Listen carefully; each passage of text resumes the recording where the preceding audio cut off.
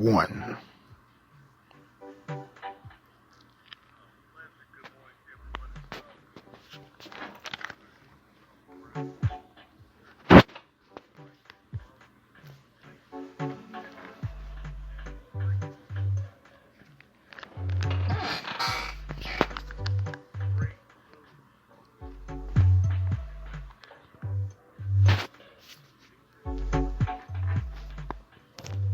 I'm in such a good mood. I'll tell you in a matter of minutes. Coming up on today's guest menu, we have Dr. Travian Scott. He is simply the Deputy Athletic Director and Chief Operating Officer at Southern University. He joins me very shortly here in hour number one. Then following Dr. Scott, for the first time, Travis Jerome. He's the Director of Athletic Strategic Communications at Alabama State.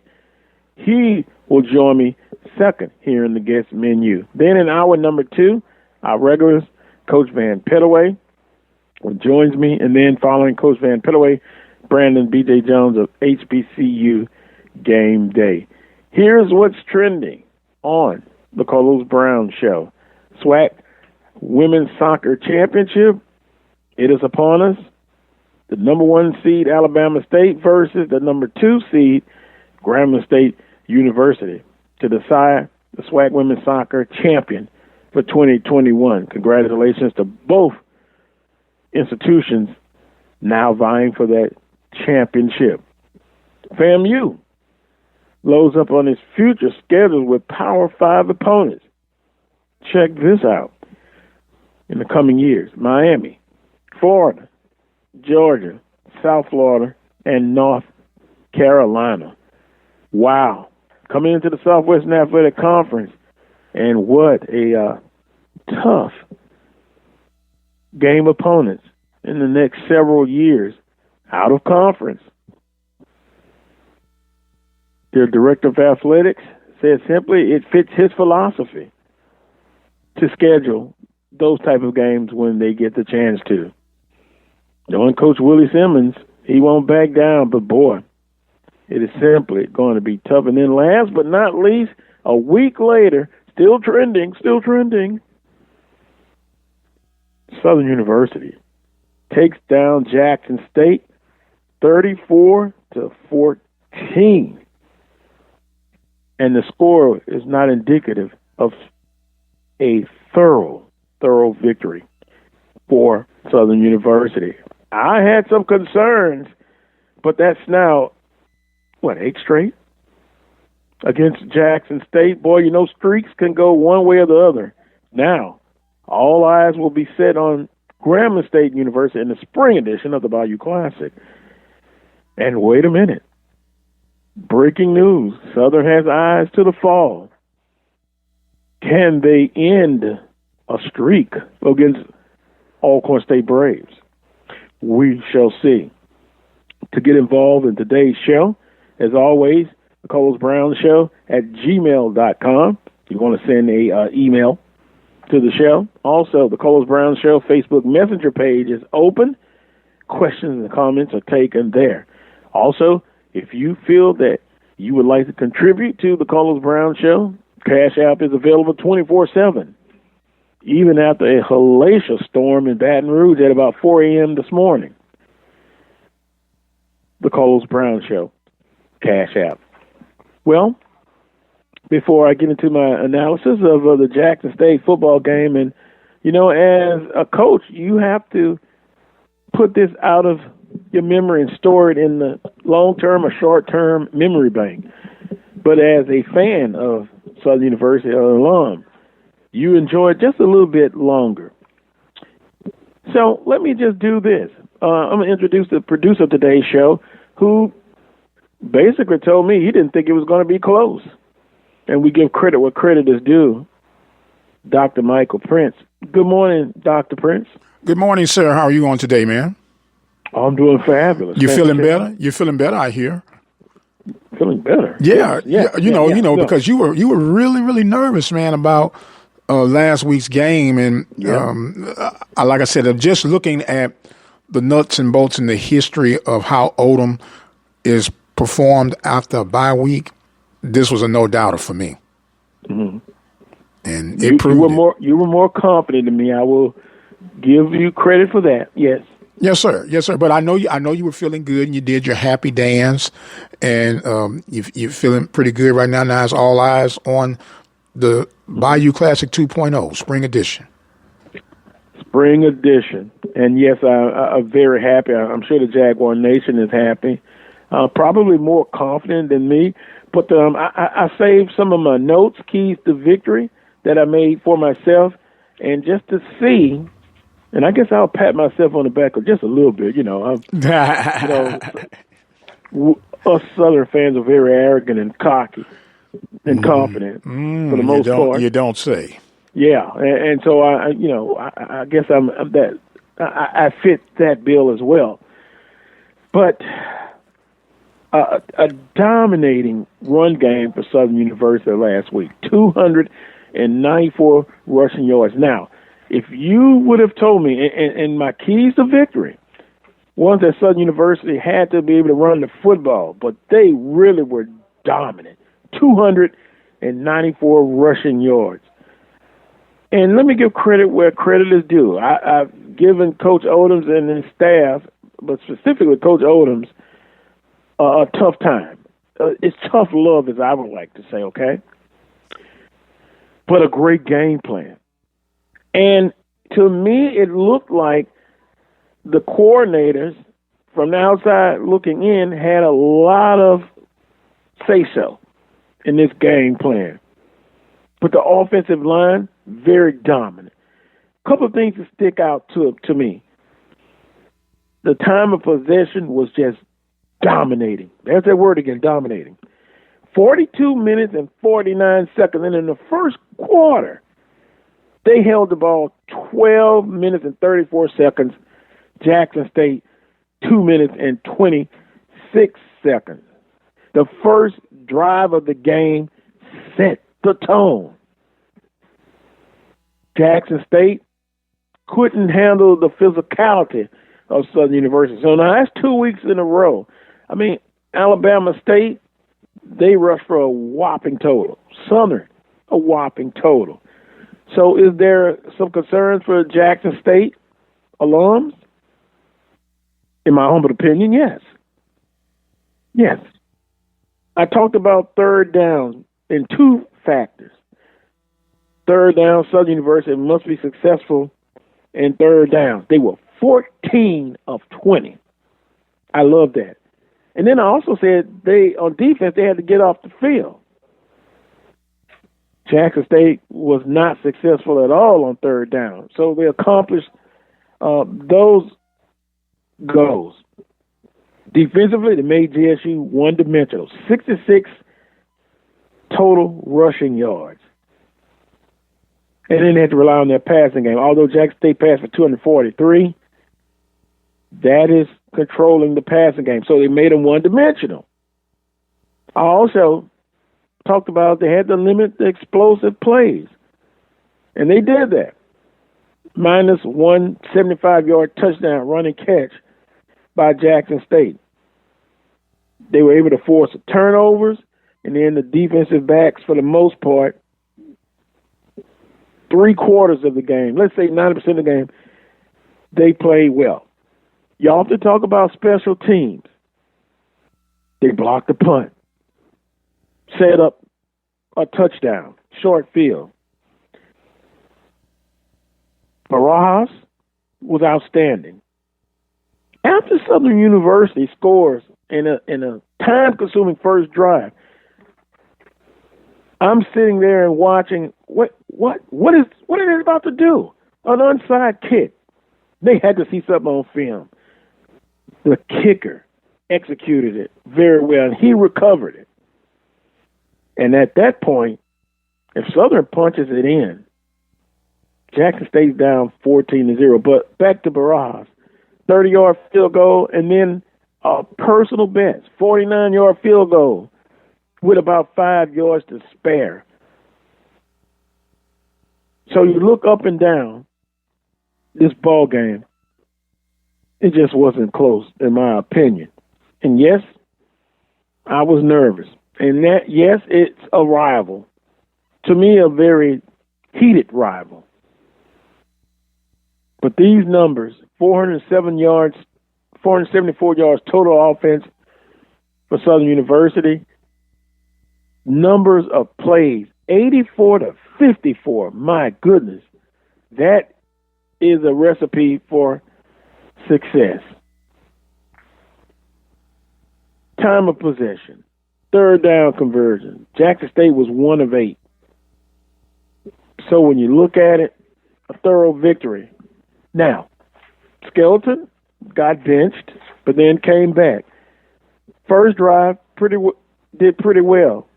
Now, the 2 hiccups that occurred under Skeleton. One, he threw in the double coverage. And then the second INT, which was I thought would be deadly at the time, receiver was open. He just doesn't have the touch on some of these passes. To me, Skeleton throws the long ball great. But that last INT, then you put Lampley. Kudos for Lampley. You know, you always got to be ready when you're coming in as a backup. 9 of 14, 116 yards. Now, with that being said, is there a quarterback controversy? No.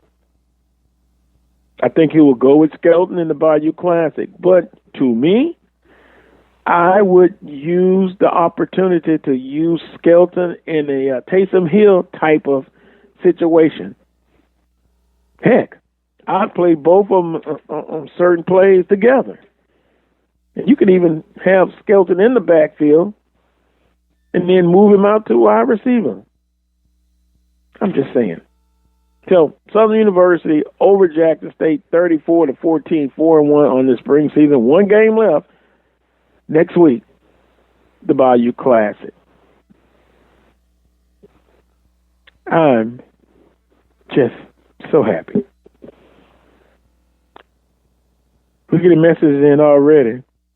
Marlon, appreciate you. You say, Carlos, it looks like Southern had a we going to run it till y'all stop it attitude all game. I would agree. Rube, appreciate you. You say Southern laid the blueprint. Maynard is the type of offensive coach that keep doing what's working. He won't stop until you stop it. Alabama A&M by 30. Wait a minute. Wow, Rube. 30 points? Whoa. By 30? Whoa. Who was that? Whoa. Who was that again? That's Rube. Rube. I like the enthusiasm. Rube say 30, and he just sounded like he didn't bite his tongue. No. Wow. Boy, I'm going to be monitoring for sure now. Man, look, if that be the case, we're going to have to make a special assignment to get Rube on the show, man. If they win by 30, we're going to have to get Rube on the show and ask us where did he get that insight from. You know, that's not a bad idea. I thought about once a month having a fan come on. A guest of the week. Make it into a contest. Yeah, guest of the week. You're right about that. Guest of the month. You're going to say once a month. Guest of the month. And you know what? Do it on the 4th weekend of the month. Yeah, not bad at all. Not bad at all, man. We'll consider that to the content producer, which is me. 30 points. Yeah. I like that. I like that confidence. Yeah. My goodness. Jackson State and Alabama State. We'll see what Brandon B.J. Jones had to say. Oh, I'm sorry. Jackson State and Alabama A&M. Excuse me. I'm so excited. I'm getting the Bamas confused. Alabama A&M and Jackson State, the game of the week. Wow. 30 points. I guess that shook me. 30-point prediction by Rube. Unbelievable. With that being said, we'll take a time out. When I come back, I'll visit with my first guest of today's show, Dr. Travian Scott, who's on assignment, and I thought it was a vacation. But he will join me next. You're listening to the Carlos Brown Show on the Open Mic Broadcast Network. Have sports, we'll travel. The Open Mic Broadcast Network serving student athletes from Little League, high school, and collegiate coverage right here on the Open Mic Broadcast Network. From coast to coast, from dusk till dawn. You can catch all student athletic action right here at the Open Mic Broadcast Network, the station designed with you in mind. Serving the community through faith and athletics, the Open Mic Broadcast Network, the voice of student athletics. Hello, this is Alonzo Hardy Jr., the president of the Swac Alumni Association. The Swac Alumni Association is an organization founded on December 10, 1999, at the Sheraton Hotel in Birmingham, Alabama. Its mission is to serve as a rallying ground for individuals who have made the Southwestern Athletic Conference the illustrious conference that it is today. Its membership is open to former student athletes who played in the conference in any sport, as well as to coaches, athletic administrators, staff members, game officials, and fans. Annually, the association holds a Legends Awards and Roast Banquet or luncheon where it honors individuals with Lifetime Achievement Awards, a Chuck Prophet Wagon Master Award, and occasionally a Distinguished Service Award. Proceeds from that event help to finance degree completion scholarships for student athletes who have exhausted their playing eligibility at Swac universities, but who may still need an extra semester or two to complete their college studies. For more information on the Swac Alumni Association or to get information on becoming a member, you can send correspondence to Swac Alumni Association, 875 Miller Creek Lane, Newport News, Virginia, 23602. The email address is swacalumuniassociation@yahoo.com.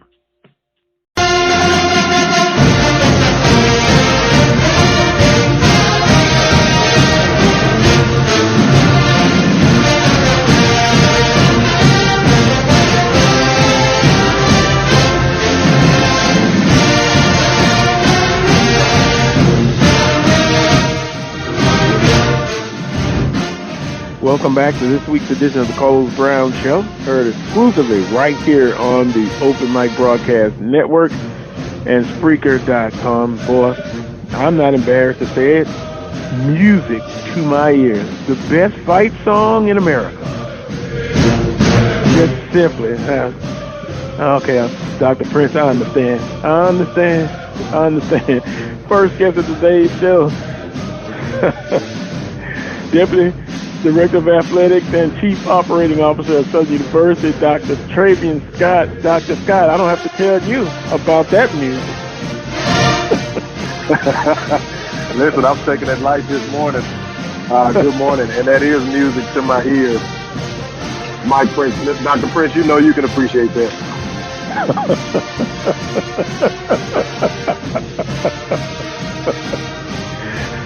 Oh, what we're hearing in the background is unbelievable. But Dr. Scott, appreciate you coming on. I said earlier, you're on assignment. When do you make it back into Baton Rouge? So we'll leave. I'm actually in Daytona with our cheer team, who came down to compete for NCAA Nationals, competed very well. Actually got national runners-up in their division. So we've been down here since we left Wednesday at the crack of midnight, and we've been here ever since. The ladies and gentlemen, under the leadership of Coach Stewart, have competed very well. We'll be back. We'll leave sometime in the morning, and we should arrive back into the confines, the great confines of the Bluff on Sunday evening. So it's been a real journey. We got a couple days next week to kind of get ready for the Bayou Classic, and then I'll be back in Shreveport on Thursday all the way till Sunday. So just another day. Yep, just another day. Yeah. Didn't change. Business schedule on ESPN last week. They showed you twice on the sideline, and you were masked up. And so from Jackson to Florida, and congratulations on the second place finish. thoughts about the football game? Huge win for the Jaguars. Well, I think anytime, you've got Southern and Jackson State, you've got what I like to call heated rivals. I know it's, we're a day away from Bayou Classic Week, but that's more of our friendly rival. There are a lot of husbands, wives, brothers, sisters, aunts, uncles, cousins who are alums of both institutions. But Southern and Jackson State is a real heated rivalry. You throw in there the what I hear folks calling the prime effect, and y'all know I'm petty. You got people like Avis who like to run their mouth. And so I won't even address him today. I would just say that we went down and took care of business, and we're going to move on. It's over with. We'll move on to the next game. I understand. And Dr. Prince, we were just talking about having a listener, a guest once a month. I'll have to put his name on the list, but although I suspect he might be recuperating. Then depends on what happens today. It may be slim and none to get him on. With that being said, let me move on with my conversation with Dr. Travian Scott. Speaking, you mentioned the Bayou Classic, the spring 2021 edition. Everything's set in place. Question: television. Is it going to be on the network? Is it going to be televised? So yeah, we have an existing agreement with NBC Sports. The game will be televised nationally on that platform. I don't think that agreement is set to expire anytime soon. Although I know that NBC Sports, I think, will be closing sometime soon. So it's an opportunity for us to get in and kind of decide what we're going to do in terms of the NBC overall platform. That may be the direction that we're going in. We're still kind of in the planning stages of trying to figure that piece of it out in preparation for the fall season. It's kind of odd with me saying that, but in preparation for the fall season.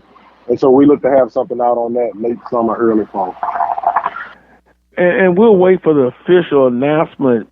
But Dr. Scott, let me put it this way.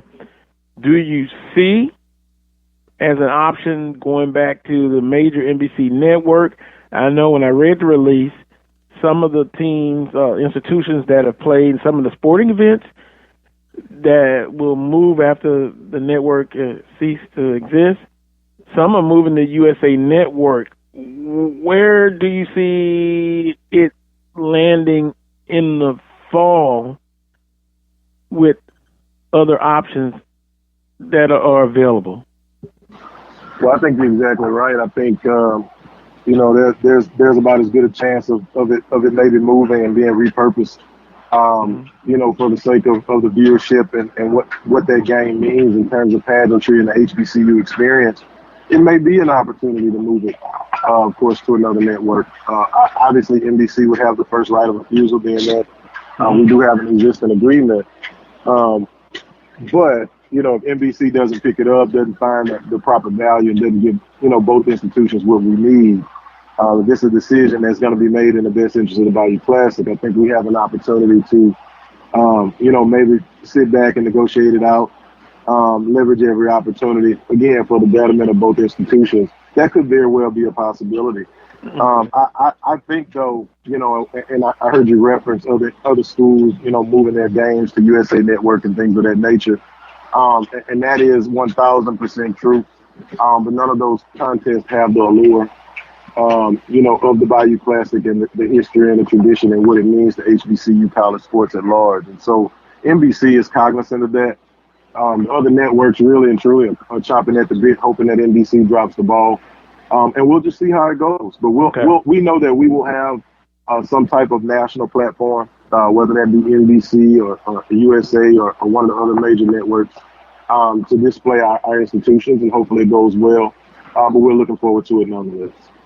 Well, it sounds like to me, not putting words in your mouth, that Southern University, and then there's another partner in this situation, Grambling State, you're going to keep your options open.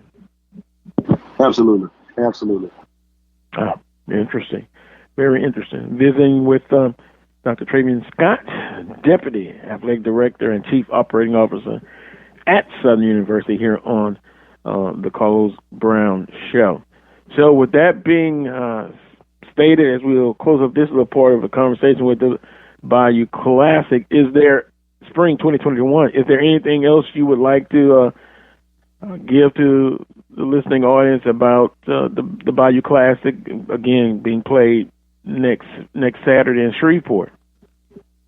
So nothing really has changed with regard to the capacity limits, season tickets and ticket sales rather, and how we plan to stage the game. It's just very unique in that, COVID-19 has kind of changed and altered our plans. We hope to have, we know we're going to have a really competitive game. I would just ask that if you have tickets, please make sure you come out. Not only support Southern, but support the game, support both institutions, support your quarterback, your running back, support your alums, support, your other stakeholders who give so much to both of these institutions. And the Bayou Classic is still a Bayou Classic. Now, the experience is going to be different. Obviously, like I said earlier, through circumstances beyond all of our control.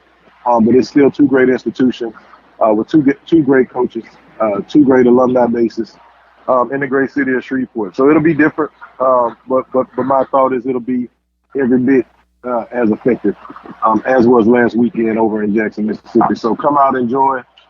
If you don't have an opportunity to come out, tune in and witness HBCU pageantry and sports at its best. And so that's pretty much all I have to say on that. But it's really exciting, again, for these institutions to be put on this platform. There's no other major college football sporting event going on at this time. Everybody likes to talk about the HBCU experience. We've gotten huge amounts of attention over the course of the last year and a half, with all of the Power 5 transfers, all of the top 100 student athletes considering and now signing with our institutions. And this is a great platform and a great avenue for HBCU greatness in the state of Louisiana, and Southern University and Grambling State University, to really highlight what makes our institution so special. So I'm looking forward to that the most. Dr. Scott, appreciate your time as always. Bayou Classic in the fall, if I can, what do you think is the possibility of capacity-wise? Do you see it being in a better situation as far as attendance with, the COVID vaccine now really ramped up and a lot more people are getting that shot? How about athletes? When will they get their vaccine shots if they haven't already? And do you see capacity being much better in the fall, for the Bayou Classic, but not only Bayou Classic, but home games at Southern University, which, by the way, is a very attractive schedule? So I'll address the capacity limits first. Again, we'll continue to follow the guidance of state and local officials, state and local guidelines where we are in terms of the phases issued through our executive offices in the state of Louisiana with Governor Edwards. Right now, in a perfect world, we would operate at 100%. And so, we've made preparations. I think we spoke when this thing first broke, and we were talking about having spring football and what that looked like. We have plans and counter plans and, alternate plans, however you want to term it, now for 50, 75, and 100% full tailgating. And so now we're looking at the full gamut. Hopefully this thing continues to turn downward. That would mean a lot for us, because then it'll allow us now with that attractive schedule to be able to plan the full Southern University football experience. Now, in terms of vaccines, we actually had last week, a week before last, before the Jackson game, during our bye week, we hosted in partnership with Our Lady of the Lake to be able to come in and vaccinate. We had about 150 of our student athletes take part in that. We were really intentional about that week because it represented a bye week for many of our sports, especially football being our largest sport, but it also represented for us a downtime where it gave our student athletes a couple of days to recover had they start to feel any ill effects as a result of the vaccine. And so we were actually able to vaccinate in total about 300 people. About 150 of them were our very own student athletes. We also have plans to be able to vaccinate our student athletes when they come in for summer and then again during the fall. So we want to be open to all options, right? And so I'll just put this out there. I opted for the Johnson & Johnson vaccine. I'm not really high on needles. I have a sister who's a pharmacist, and that's just the only way you were going to get it in my arm. And so I've never taken any type of vaccine, any type of flu shot. That's just not my thing. But I really wanted to be intentional and make sure that I did what I was supposed to do to ensure leadership from our area, as has AD Banks. And so the thing that I guess is most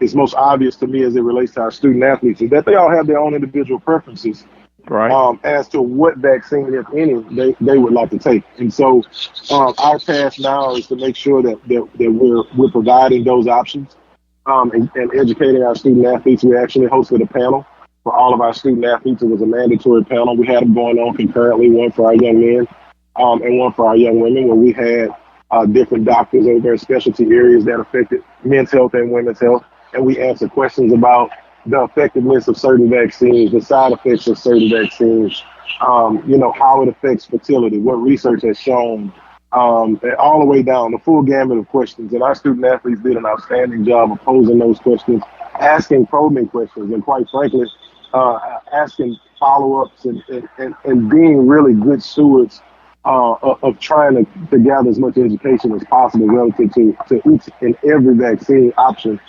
should they want to take it. And so that provided for us the opportunity to have those questions answered. And through that, we were able to identify that maybe the 1-dose vaccine is just an option. Maybe we should be able to put forth an option with a 2-dose vaccine. And so we're in the process of being able to put both of those together, and then finding another time for our student athletes whereby they can come in and get those first 2 doses before they leave for summer school if they're going home. Because we want to ramp it up and be able to try to, get back to some sense of normalcy. And normalcy for us is being able to engage our student athletes across their academic platforms in person during summer, and also to be able to prepare them physically for the rigors of sport in preparation for their fall season. So we can't do that. Obviously, if this thing doesn't turn downward, it's not going to turn downward until, we do the things that we have to do in terms of vaccinations, masking up, social distancing, staying out of large crowds, and taking care of each and every one of our teammates and our members of our department and our institution. And so we're going to take the lead on this deal. The university has since rolled out another initiative where we had 1,000 vaccines. That was done a week later. And so we're really trying to be at the forefront of being vaccinated, but also using that platform for our student athletes to return to normalcy, but, in a way that would be comfortable for them and to their choosing. So that's pretty much where we are. And I think that's important, for us to be able to have student athletes who can voice their opinions, right, and be adult about it. And so we've got a great group of coaches. We've got a great group of administrators. We have an even better group of student athletes, and we just empower them to be able to step out, speak their truth, and have their voices heard. I'm visiting with Dr. Travian Scott, Deputy Associate Athletic Director and Chief Operating Officer at Southern University. 2 points I want to cover with you, and then we'll say have a great weekend to you, Dr. Scott. And once again, we appreciate the time as always. The transfer portal. You're a former outstanding basketball player. I want to get your thoughts on the transfer portal. I saw where Mr. Burns, Desiree Burns for Southern University, via social media, said he wanted to thank Southern University, and he was moving on. Good and bad with the transfer portal. What are your thoughts on it? Well, I see it both ways. I see it as an opportunity for student athletes, again, to have a voice. Many years ago, the thought behind the transfer portal as the student athlete leadership through the National Student Athlete Advisory Committee kind of came up with the idea of a transfer portal, basically in response to coaches being able to move freely, but student athletes having a city year should they decide to transfer. And so from that, the transfer portal was derived. What it has turned to now is legalized free agency, NCAA free agency, and it's also put many institutions in harm's way as it relates to academic progress and APR. And so it goes both ways for me. I try to really stay away from it. I get briefed on it every morning, and it seems like every 2 or 3 days there's 100 more student athletes in basketball and 100 more student athletes in football. And I'll just tell you, with the way COVID has hit, with the NCAA allowing student athletes to have an additional year of eligibility, I just don't see where there's going to be that much opportunity for those student athletes to be able to go where they want to go. Now, some will have opportunities, obviously, but by and large, you'll see a large amount of those student athletes return back to the institutions if the institutions choose to renew them. The second part of that, and I think is the most effective, especially where Southwestern Athletic Conference and MEAC schools are concerned, is that my fear is that we will become a stepping stone. We would have student athletes come and perform well, do well in a regular season, do well in a postseason tournament, have great stats, and then, for lack of a better term, quote unquote, leave us for bigger and better. And I think that's unfortunate for these coaches, for their teammates, because again, once they leave, if they hadn't done a 2.6 and go to a 4-year or a 3.3 and transfer anywhere, now you're looking at a school possibly paying a penalty on the academic progress rate side. So it puts the institutions in harm's way. I've had some conversations with members of the Committee on Academics on ways that we can adjust this policy in response to the transfer portal, because it quite frankly is going to hold a lot of schools accountable for student athletes simply choosing that they want to go to another institution. Yeah, well, it is a tough situation. Simply the good and the bad of it. You reap some rewards, but if you're not careful, you could reap some penalties. Last but not least, and we want to end on a great note. It's been great so far. As always, I'm going to ask future non-conference opponents and within that context, a strategic plan. I'm sure you've already, worked on schedules in the future. Could you give us a clue or a hint of where you guys are thinking as far as non-conference games in the strategic plan in the next few years? Sure. So we try to mirror our conference schedule. And I talked about this before with Coach Odom's recruiting philosophy. The tank of gas philosophy in high impact areas littered with recruits and alums. Now with that, obviously there's a financial component, which we've discussed before. We've got a couple games on the slate right now. I think the LSU contest has been announced. We'll go to Troy this year.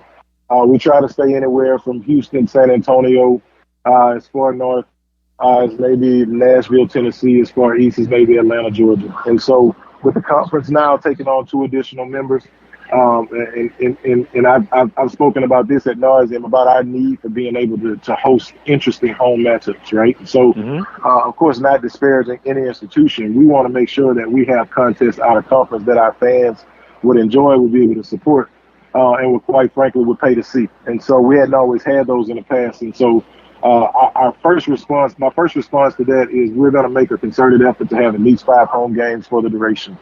And with those 5 home games, trying to have games as early as possible on our campus to get our fans and our alums out, but also be able to host interesting home games, that would create that fan engagement and that environment that we've become so accustomed to. In terms of games outside of the conference, we inked a 2-year deal with McNeese, and so we'll return that game in 2024. We play Troy this year. We'll play LSU in 2022 at their place. I'm working on some other things now. Again, interesting home contests, road games that make sense. Obviously, when you go on the road and you play those games and you come home with a game guarantee, that can't be the end-all, be-all, right? The end can't necessarily justify the means. You don't just put your team on the road just to bring your check home. If we put our team on the road, we have to make sure it makes sense.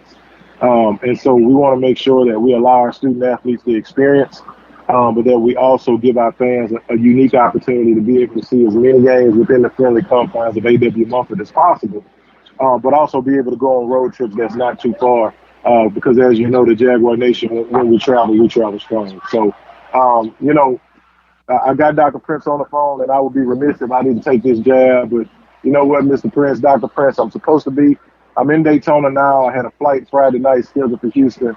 I was so looking forward to coming a month at West and putting a smack down on Prairie View A&M University. But that's okay. That's okay. The COVID monster got us. You can respond. We'll be okay. Yeah, I can respond. I really appreciate you allowing me the opportunity to respond, sir. Brother Scott, you know, with all due respect, sir, COVID was a blessing for you. Okay, because, you know, although you want to claim some territory, and I can't do anything about the past, I'm only concerned about the present and the future.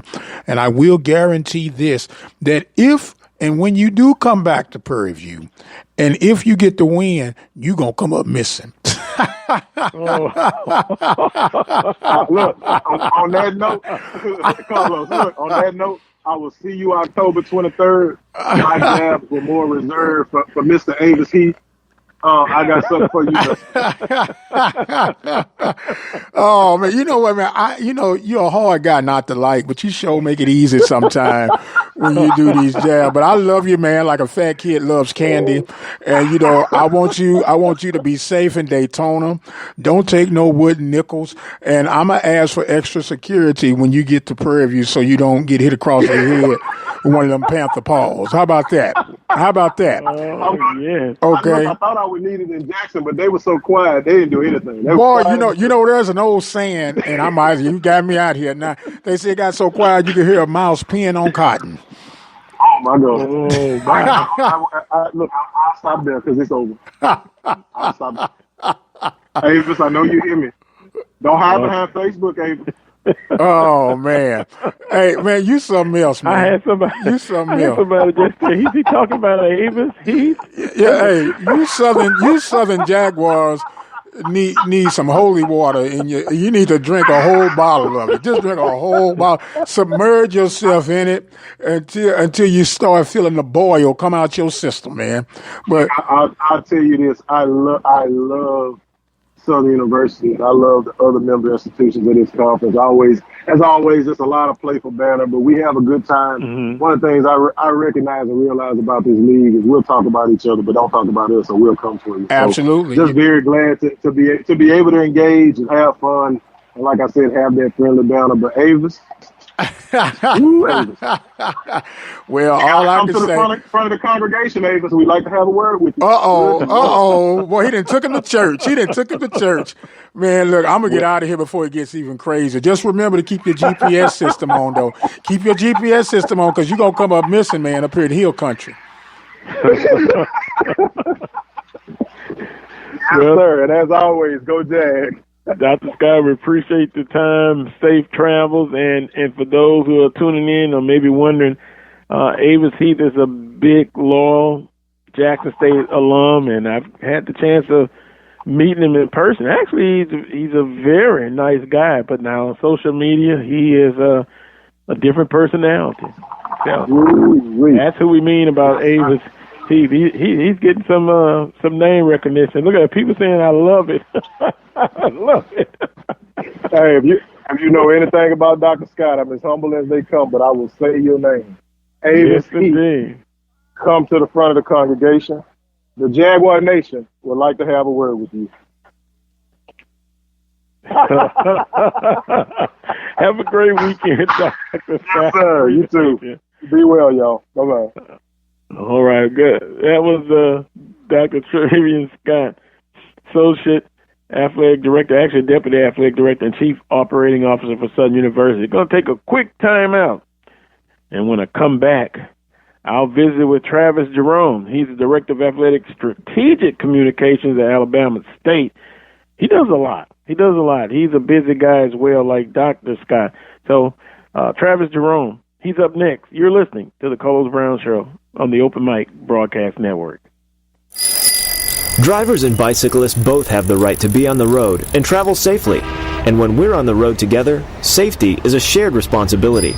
State law requires drivers to maintain at least 3 feet of clearance when passing bicyclists. And bicyclists should always ride with the direction of traffic and follow all traffic signals. It's safer. It's courteous. It's the law. A message from the Regional Planning Commission Pedestrian and Bicycle Program. Ladies and gentlemen, in the next 7 years of bigger and bigger enrollments, America's grade schools will need nearly 250,000 extra teachers besides those to fill normal vacancies. This great need, plus the growing public interest in education and improvements in schools, make elementary school teaching a more rewarding career than ever, a career that high school and college students should certainly consider. Education holds America's future, perhaps your future. The birth of legends are storied in this conference. We must never forget our rich history. We now turn our gaze to the future. The new legends will emerge. New heroes to arise. The Southwestern Athletic Conference. Be our history. Brazos Valley Schools Credit Union has 13 different locations to better serve you. Locations in Rosenberg, Missouri City, Katy, College Station, Bryan, Brenham, and Waller, Texas. For more information, you can contact them on their toll-free number, 855-391-2149. Or you can send an email to information@bvscu.org. Serving the community through faith and athletics. The Open Mic Broadcast Network.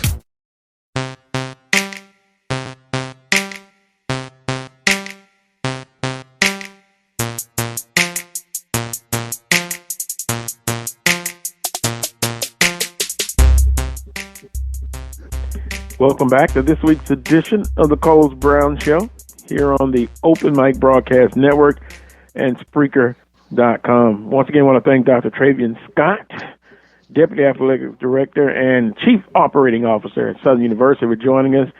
Now, I'm going to visit with Travis Jerome. He's the Director of Athletic Strategic Communications at Alabama State. Travis, good morning to you, sir. Good morning, Carlos. Appreciate you having me on this morning. Well, I appreciate you.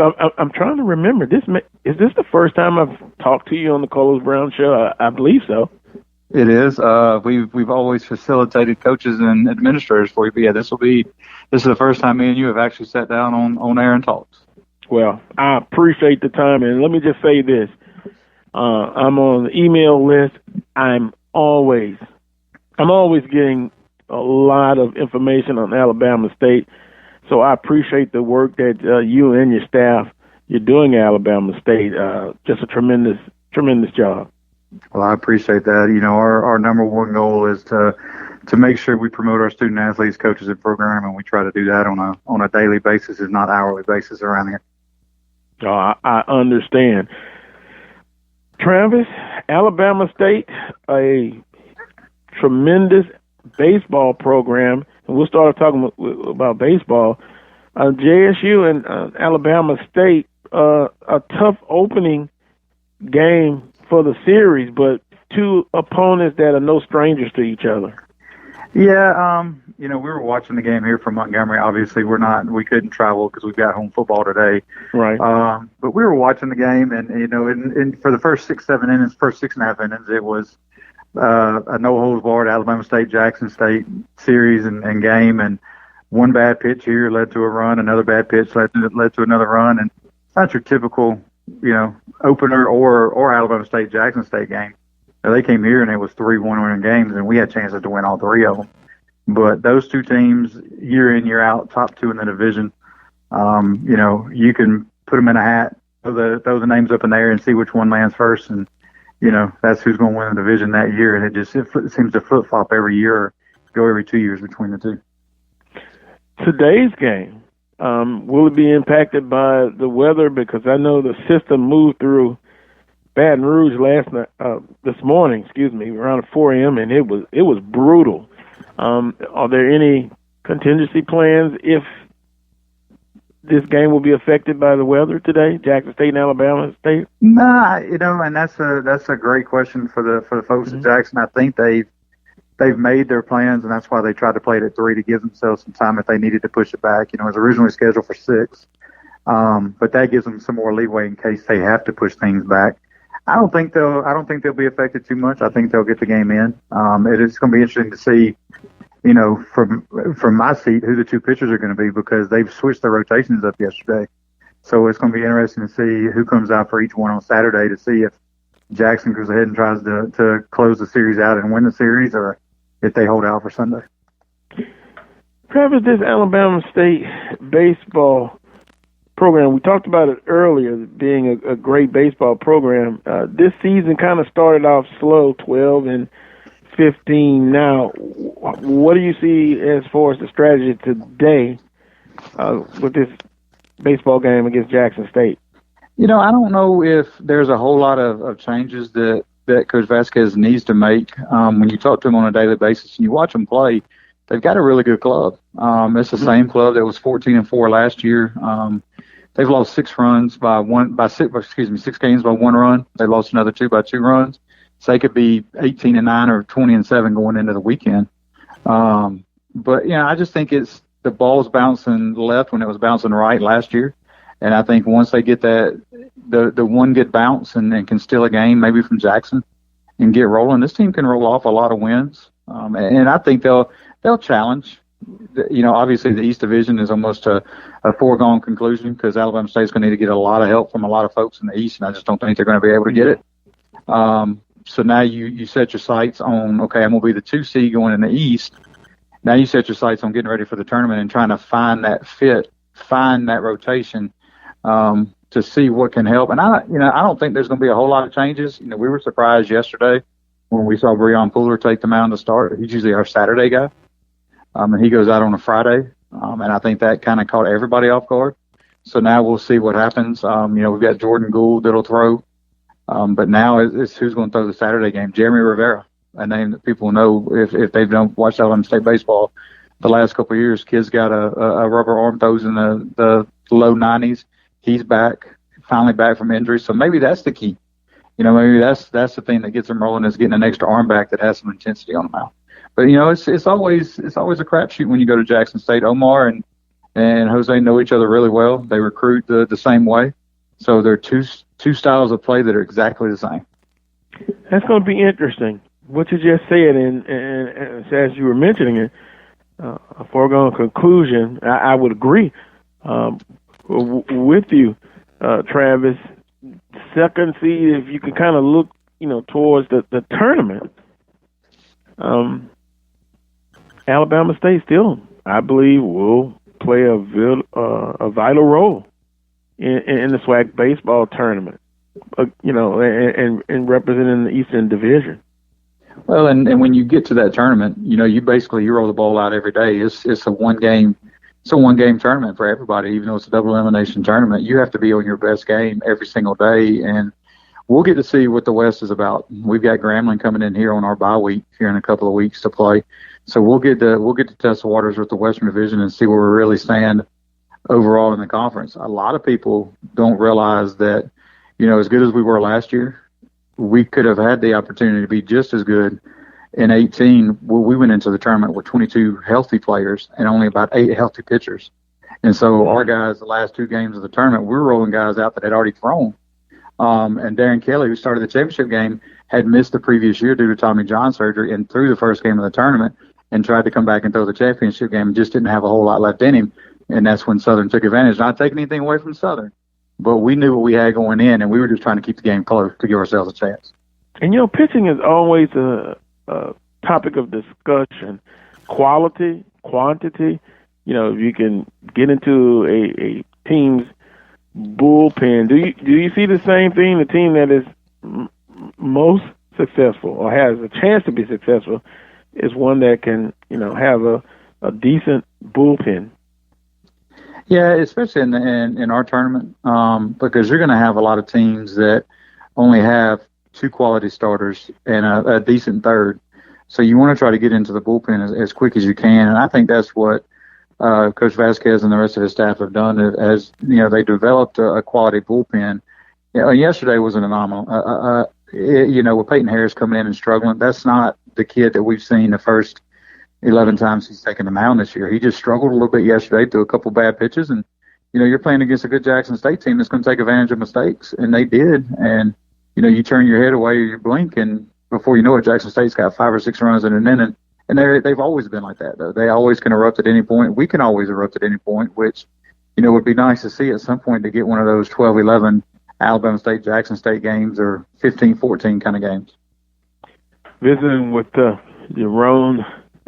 Jerome, Director of Athletic Strategic Communications at Alabama State. Travis, working in a pandemic, how tough has that been? And then talk about your great staff that you have around you. Well, I'll say it like this. We've got 17 sports, really 16 sports going. Cross country's not going, but they're still running track and field, so we still consider 18 sports going. But, people always say 18 sports in the spring. It's not 18 sports in the spring. It's 18 sports in a span of 4 months. Yeah. And it's tough. There's been times where, we've had to just kind of push away and say, we're cutting this out. We're just going to do this. We're going to cut this out. We're just going to do this. As far as what we do here and how we handle it, we take Mondays off. Mondays are a mental day, which I know is hard to say because we truly don't get a full day of mental day. We take a few hours, and then get right back to it Monday afternoon. But we don't come in the office, which makes it easy, to get us away from everything. But the staff here is great. I've got a bunch of quality interns, both that have been with me for a year, 2 years now, some that are students that are just been with me for this semester. What people don't realize is my assistant basically left in January. So I was by myself from January to March, and then just hired Jordan Benson away from Alabama A&M. And he's been with us, I think, 3 weeks now, and he's been thrown in the fire. So, just being able to adapt and flex and pivot is what our athletic director always says. And, there are days you take a step back and you're like, man, why am I doing this? Why am I in this field? And then there are days you go home with a smile on your face and shake your head. And, today's going to be one of those days. A lot of people don't realize 3 weeks ago, we had 2 ESPN broadcasts going on at the same time on our campus. And then had another event going on after those 2 were over. So we had 3 home events at the same time, 2 on national television, and we pulled it off. Needless to say, Sunday, I told everybody to take the day off, and Monday the same thing, and said, all right, nobody call anybody, enjoy the day. But working in a pandemic, you have to take the time and manage your time wisely, spend it with family, spend it just something that gets your mind off of work for a little while. Travis, that's very interesting. I agree. Having a mental day off and just having a day off. And with that being said, Zoom is now very popular. Has it been in the plans before the pandemic?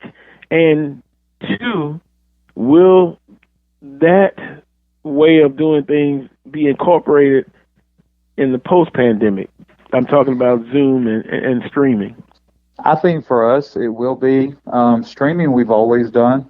But truth be told, we started January. We had 600 subscribers on our YouTube channel. We started streaming as many live events as we could. We host our coaches show, put it on there.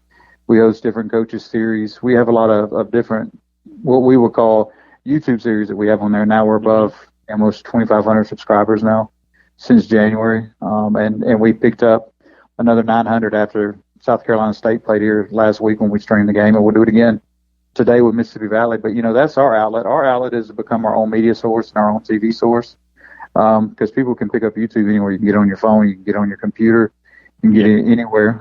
The Zoom press conferences, we'll probably stick with them. Campus here is still going to be mask mandatory, even though they've lifted the state mandate with masks. Dr. Ross and A.D. Williams have, are going to stick with mask mandatory, especially with the athletic department. So we're going to continue to do Zoom interviews, Zoom press conferences. We're actually going to switch from Zoom to Zoom webinar, and actually host our press conferences that way. So that way it's just one individual on camera, and you don't have 10 or 15 or 40 on camera. But we started it in May when we hired Coach Williams with basketball. We hired Mo Williams. We actually had the first Zoom introductory press conference of a head coach at a Division I level, and that's how we introduced him to the media and to the public. So it was good practice for us. We had our fingers crossed the whole time that everything went well, and a lot of people don't realize that when we plug up and hit play or hit record or hit go live, there's a lot of fingers and toes crossing and deep breaths taken when that thing goes up, because end of the day, that thing goes off and something happens, people start complaining, and then you're back to square one. You have to figure out what happened and what went wrong. Yeah, well, even as a member of the media, Zoom and having a virtual background, I've done several of them during this pandemic, so I understand what you're saying, Travis. And then also, you part of the broadcast crew as well, correct? Correct. In the past, it's always been baseball, men's basketball, and football. This year it's football, both basketballs. We haven't had a chance to do baseball yet because of all the issues going on with all the spring sports playing. But the good thing is I have, in the past, I haven't had anybody to back me up, to give me a day of rest, to rest the vocal cords or let me run a home event. Well, today with the weather, the crew is back, and I'm getting a day off the air for football to be able to run an event with the weather going on and make sure we're free, because obviously our soccer team's out there in Prairie View. So our administration is going to head that way here soon to go to the championship game for that. So pretty much leaves a couple people in charge of making sure an event goes off without a hitch, and I'm one of them. And we try to do the best what we got, and make sure we put out the best product possible. Well, I appreciate the time, and again, great work. I can just say from the outside looking in, you guys do a terrific job. Last but not least, you see what we've talked about as far as the communications aspect. Do you see the fall in a better place for you guys? I do. I can't speak for everybody else. I think for us, this whole pandemic has kind of opened us up to reality of being able to take a step back and prepare for the fall. We've already started doing it. We started a couple weeks ago trying to get ready for the fall. We'll be in a better place. We'll be able to handle things when they pop up. We'll be able to handle, last minute requests now, because we can use this as practice and just let people understand, we can do it, but we would like you to do it this way. But I think, for us, I think we'll be good. I like to be able to speak for everybody else, but I can't. I mean, I think as a conference as a whole, we'll be able to handle things a little bit better. Mm-hmm. But yeah, for Alabama State, we'll be in a better place. We know what we've got staring us in the face. We know what we've got to get accomplished, and it's going to be a quick turnaround. Usually we're used to having two months off of getting ready. Well, that 2 months has turned into about 2 weeks. Wow. So we know what's staring us in the face, and we'll take those 2 weeks. We'll get away from everything, turn our phones not off, but put it on silent and answer when we need to. But we'll be ready for the fall. We look to make bigger strides in the fall than what we did here in the pandemic. A lot of the stuff we had to usher in a little early because some of the stuff you see now is some of the stuff we were going to do in the fall. So we'll see what we have up our sleeve in the fall, and we'll roll out a few different things that maybe catch people off guard, and will be surprisingly well. Well, the interesting thing about this, from a historical standpoint, you will be able to tell family members that you lived and made it through a pandemic, and none of us, it's happened before, but we weren't around. But to say that we actually lived through it, we'll be able to tell our story about this pandemic. And Travis, I appreciate the time. Look forward to talking with you again real soon. Get your mental day of rest when you can, and we'll appreciate you and enjoy the rest of your weekend, sir. Well, I appreciate you having me on, and look forward to spending some more time with you in the future. And I'll go ahead and apologize for us taking over Prairie View this weekend. But we'll try to finish that. We'll try to finish that out. I knew Mike was listening, so I had to get something in. Wow. So we'll I'm glad you said it, Travis. We're playing Grambling, so. So is this pick on Mike Prince Day? The first guest. Are you paying these guys on the side, Carlos, to throw jabs at me? I wouldn't dare. Oh, I can tell you this, and I'll steal a phrase from one of our assistant coaches here, Clayton Harris. Always says, whenever we go somewhere, we always leave and say we'd like to thank you for letting us use your facility for a couple hours. Oh man, well, you know what, Travis? I'm in a good mood today, and I'm going to just say, job well done, sir. Keep up the great work, and I hope your GPS system is working too. Now I'll tell you what that means. You might have to come up with listen too, Travis, because man, hey, look, If y'all want to come get me and make me missing for a couple of weeks, 3 weeks, I'll be glad. I'll jump in the van for you. Say, look, tie me up. Are you tying me up? Oh man! All right, look, Travis, you were doing well, man, but I'm gonna fade into the sunset now. Carlos, carry on, sir. Carry on. Guys, I do appreciate it. I had to get my PV jab in today, considering we still got one game left out there on Sunday. Yeah, yes, sir. Travis, excellent job, and I would do the same. It's Pick on TV and Mike Prince Day here on the Carlos Brown Show. I love it. Dr. Scott laid down the smack on Dr. Prince, and now Travis Jerome. Oh, you gotta love it. How good it is. Yeah, enjoy your weekend, Travis. We appreciate Thanks, guys. I appreciate y'all. Thank you. All right. That was Travis Jerome, Director of Athletic Strategic Communications at Alabama State. Oh, boy, here the comments are coming in now. Stay off of Dr. Prince, Carlos. I didn't do anything. We're just having fun. Well, you know, Coach Pettaway is coming up, and I'm going to have to tell on you.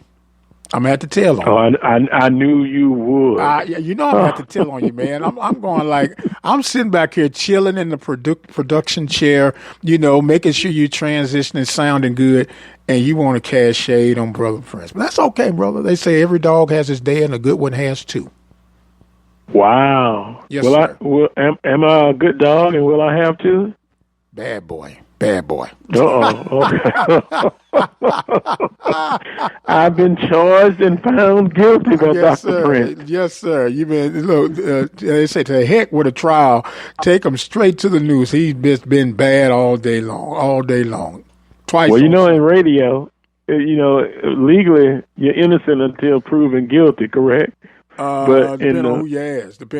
Well, yeah, all right now. I got you. We're not going to go political now. We're going to keep it straight. Yeah, but in public opinion, you're guilty until proven innocent. So I have been charged and found guilty. Yes, sir. On that note, I'm going to take a time out. Top of the hour break, 5 minutes past. But when I come back, I'll visit with Coach Van Pettaway here on the Carlos Brown Show, and then last but not least, Brandon B.J. Jones. He'll take a look at last week's football games and this week's games in the HBCU landscape, specifically the Southwestern Athletic Conference. You're listening to the Carlos Brown Show on the Open Mic Broadcast Network.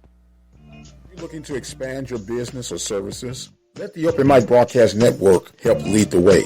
With our customized campaigns, we are definitely able to reach your target audience. For more information, dial 832-213-8824. The Open Mic Broadcast Network, serving the community through faith and athletics. The voice of student athletics. Chris, can you put the video game controller down for a second? I can talk and play. Oh, I'm totally annihilating this punk kid in Nebraska. I just feel like you're not acting like a grown-up in our relationship. Him too. Well, you still ride your skateboard to work. There's the comic book collection, the race car bed. Look, I'm young at heart, but I put money into my 401k every paycheck. I picked up a few savings tips at feedthepig.org. I have control over my financial life now, and that feels pretty grown up. Put away a few bucks, feel like $1 million. Putting some money from every paycheck into a savings account or contributing to your 401k can make a big difference later. For free ideas and easy tips on ways to save, go to feedthepig.org. That's feedthepig.org. So, I bet I look like a grown-up to you now. Well, except for the footy pajamas, I'd have to agree. This message brought to you by the American Institute of Certified Public Accountants and the Ad Council. Broadcasters come into our lives on radio and TV, bringing us information and entertainment. Broadcasters are there for us, but who is there for them when they fall on hard times? The Broadcasters Foundation of America provides financial assistance to broadcasters in acute need due to a critical illness, accident, or other serious misfortune. If you know of a broadcaster on the air or behind the scenes who may need our help, Please share our message. Visit broadcastersfoundation.org.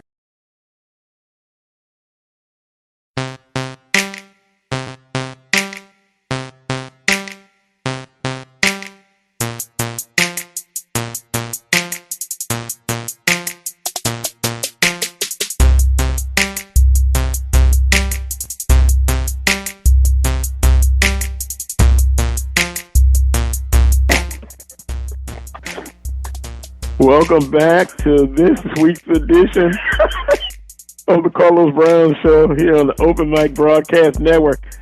Folks, y'all can hear Dr. Prince, but he's picking on me, asking about, do I want that smoke? And you remember last week, he said he wanted to see if Prairie View can officially adapt the colors of Alcorn. So I guess that means Prairie View will start a win streak or something to the effect. Double vision smoke, he's saying in my ear. Oh, unbelievable. I wonder where all this started from. Let me get to my next guest. He is the Carlos Brown Show's basketball analyst, Coach Van Pettaway. Coach, good morning, and you had to come in on Dr. Prince behaving badly.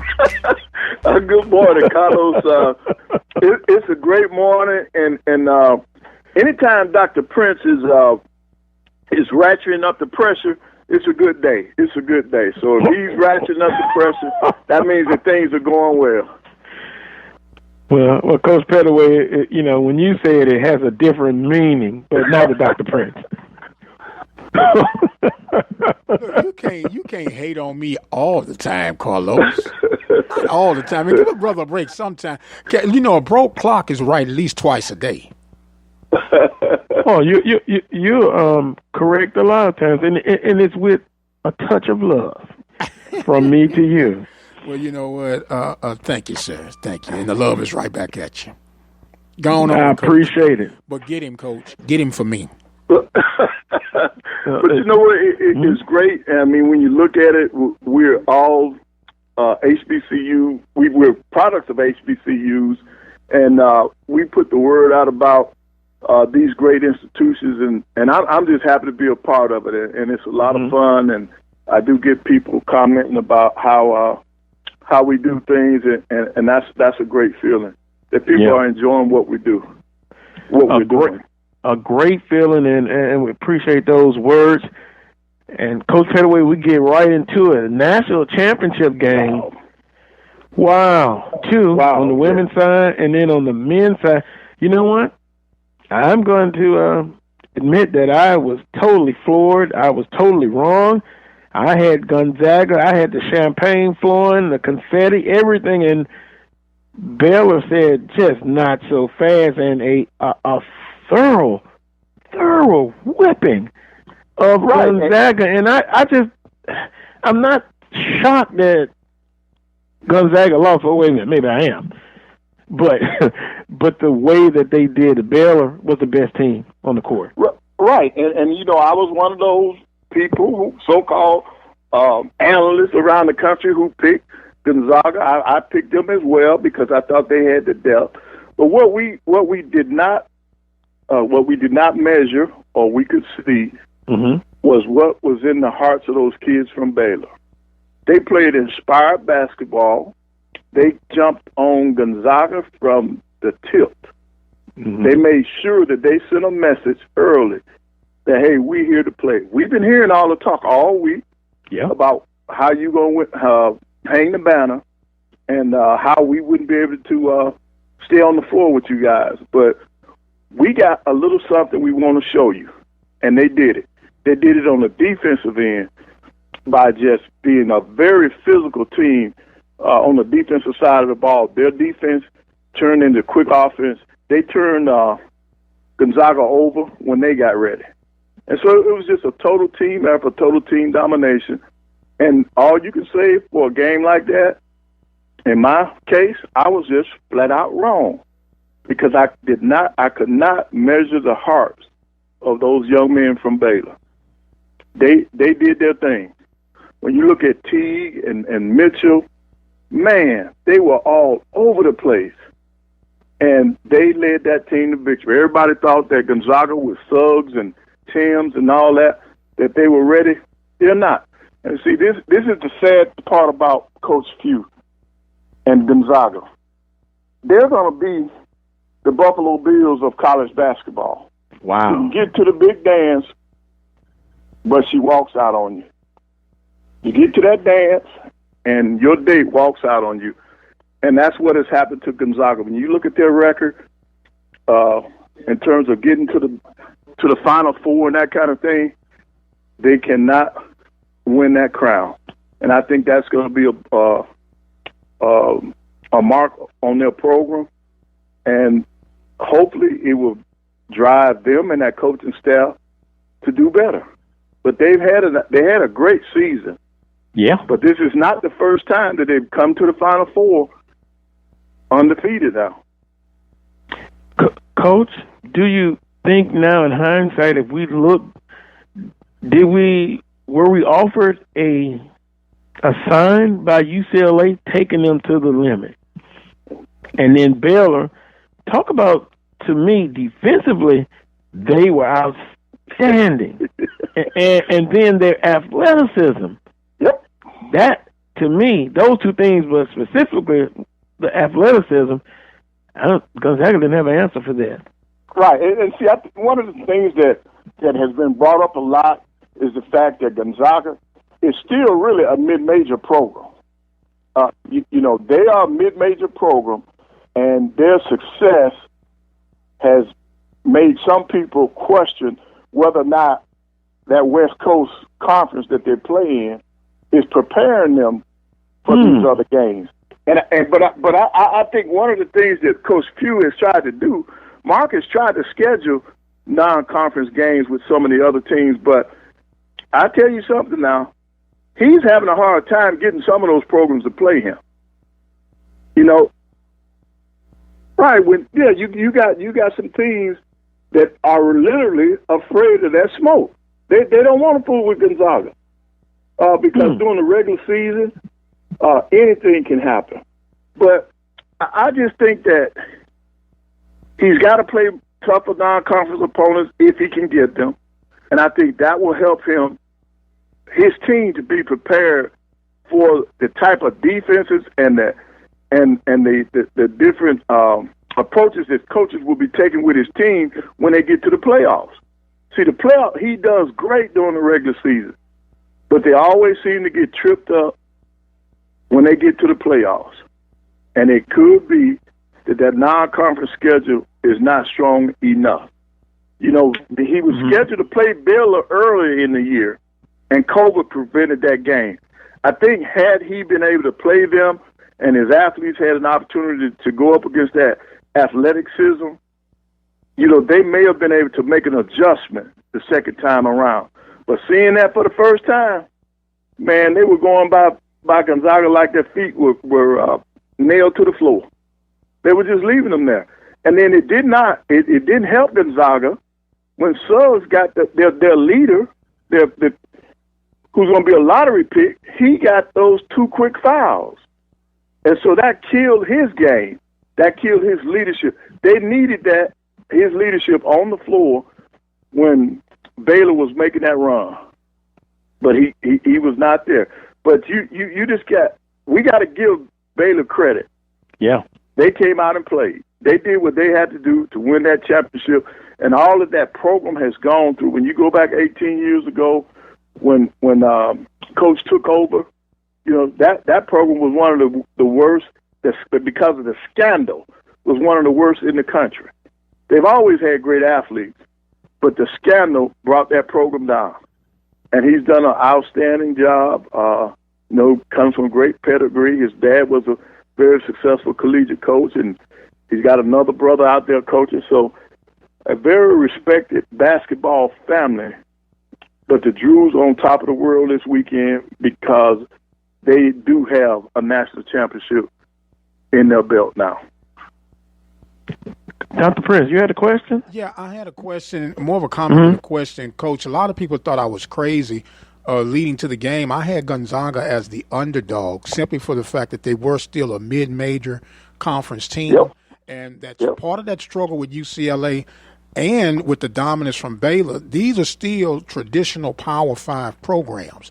And I felt like that as competitors, Baylor felt disrespected, that everybody was just somewhat handing it over to Gonzaga, which is like they played not only with purpose but with a chip on their shoulder to prove that we're still a Power 5 and a big boy program. And part of that, no matter what Gonzaga does, they're still going to be competing with the elite of the elitists when it comes to getting key players for that program to win that championship. Dr. Prince, you hit the nail on the head. That's exactly how this thing played out.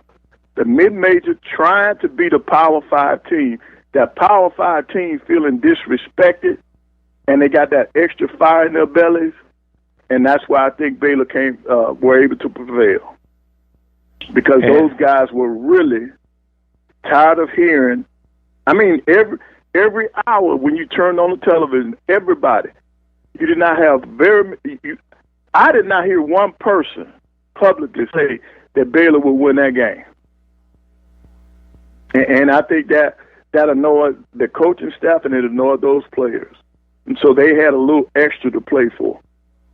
And they did an outstanding job in putting it together. Had a great game plan. Yeah, I know I was guilty of that. So. Oh, yeah, I am too, and I admit it. Yeah, I was wrong. Well, with that being said, Coach Pettaway, two quick things. Can Gonzaga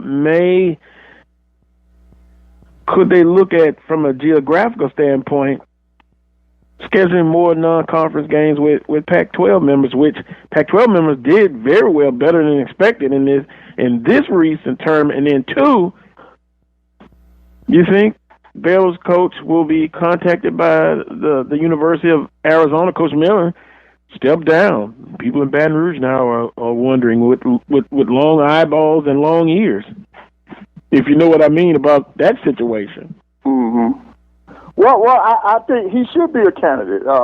He's proven that if he can take Baylor to a national championship, he should be able to take another program who does not have all the baggage to a national championship. He has proven he can recruit, he can coach, he's got the X's and O's. He does a great job of dealing with his players, because you think about this now. In the day of the transfer portal, you have not heard of many of his kids transferring or entering that portal. Most of his kids stay with him. And see, I think that's one of the other things that helped his program. He had continuity. You know, those kids have been there for a few years together. So that helped them. And so the part of the question that about him being a candidate, he should be the candidate for Arizona and any other major job, because he's proven that he's a winner. Mm-hmm. And any institution or president or AD out there should be proud to have him as part of their program. I'm visiting with Coach Van Pettaway here on the Coles Brown Show. Coach Michael says, ask Coach, was it more Baylor being a great athletic team? Yep. You know what? That is part of it. They're just better athletes than the players on Gonzaga's team. And there were more athletes on the floor on Baylor's team than they normally see during the regular season. And you know what, Coach? That's just it. And you know what, Coach? Yeah. Here I'm going to show my arrogance again. 2 Louisiana natives on that Baylor team. What can I say? Well, you know, we'll rank last in a lot of things, but athletes is not one of them being last. Okay, but hold up. Can I? Thank you. Yep. But look, can I stick this out too? You all do know that the top assistant on Arizona's team, you know her pedigree, right? Yeah. Wait a minute. You're not talking about the women's basketball, Coach? Yeah, women. Arizona's women. The top assistant coach is a product of Alabama A&M University. Well, wait a minute. I didn't know that, but right. I know on the women's side, she was all Swac. That was a great game. Her is a Southern University great that played in the NFL. No, that's the head coach, though. I was trying to one up you there, Coach. I know. Yeah. So we look, we got it both ways. I was pulling for Arizona. Yeah. And it was because of Tamisha, who she was a great student here, great basketball player, and the movie, when Constellation came to Huntsville, they shot a movie here called Constellation, and she wanted to go be an extra. When that young lady got down there, do you know they gave her a part in that movie? She was more than an extra. Wow. Yep. She comes from a great family, and I'm so happy for her and the progress that Arizona made. The chips just were not there for them. But that was a great game. We saw another two great good game. basketball games. Yep. Yeah, because the semifinals are a great game, and you know, when I'm watching women basketball, I know that's not a favorite of some. You know, particularly in the city that I am, you know, it's so male dominated. But when I watch women basketball, you actually see them, you know, the fundamentals. You see them running plays because they, you know, it's not high flying and they're not dunking the basketball, but it's parity on their side. Now, it's a big gap from the haves and the have-nots, but the haves, I enjoy watching it. I have always enjoyed women's basketball. Like in the Swac, I was not one of those male coaches that I showed up right before our game, the men's game. Depending on who was coaching on the women's teams, I would get there for the beginning of the game because there were certain women in the Swac, certain programs that I just had to watch. Yeah. For Sandy Pugh, she would always she ran an offense where she had that mid post game, and she would post her guards. She would post her guards on the elbow. I like her series with that. Cynthia Cooper, I like the things that she did. One of my favorite players in the Swac was Gotti. You know, that young lady that played at Prairie View. So I enjoy the game of basketball, whether it's male or female. As long as they're going out there and they're playing the game at its purest form, they got me. Yeah. Right. And, you know, they work just as hard as we do on the men's side. They just don't get the recognition. But me as a coach, I see what some of these coaches are doing. Frida Jackson at Bama State. I'm going to watch Frida games. I will watch them because I like what she does, how she plays. I like her philosophy. And even to this day, I'm retired and I still follow some of these people. I will see their games because it's pure and they put a lot of work in. And they deserve to be seen. I would agree, Coach. I would agree. And then you look at Pat Bibbs. I remember, not only Coach Walker, Shirley Walker. I was about to say that. Yeah, she was. Boy, nobody worked the officials like on the women's side like Coach Walker. Right. Wow. And now, Carlos, last week we hit on this briefly, but I got to bring it up again. The portal is tearing us apart. Now, since we talked last, that I understand that Weathers from Texas Southern has entered the portal. This is getting outrageous. All the best players, not just in the Swac, in the MEAC. The MEAC is being rated. These kids are transferring. The best players on these teams are getting in that portal looking for what they call greener pastures. In some cases, they will. Some cases, they will not see it. It will not happen. Well, I had Dr. Scott on to give his thoughts about the transfer portal. It's good and bad.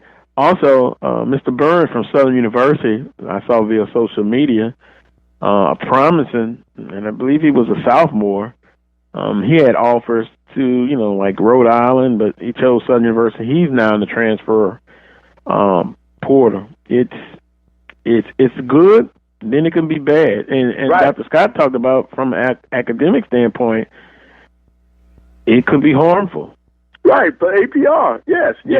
And then I know, I think in the first report, Mac from Prairie View wasn't on it, but he's on it now. And it's taking a lot of talent out of our conference.